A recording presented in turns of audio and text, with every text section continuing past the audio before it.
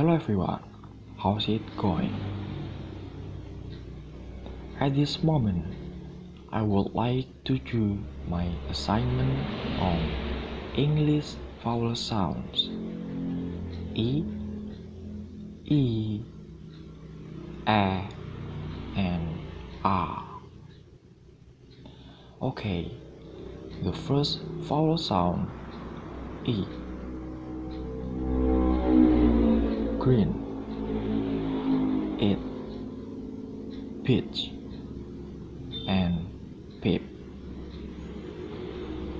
The second vowel sound E. First word is green, and the second is it, and the third is peach, and the fourth is pip. Okay, and then the third vowel sound A. The first word is dad. The second is well, and the third is tell, and then every,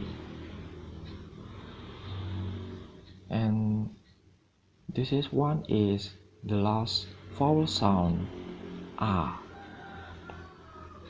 The first word is run, and then ask, and then come, and the last one is dart.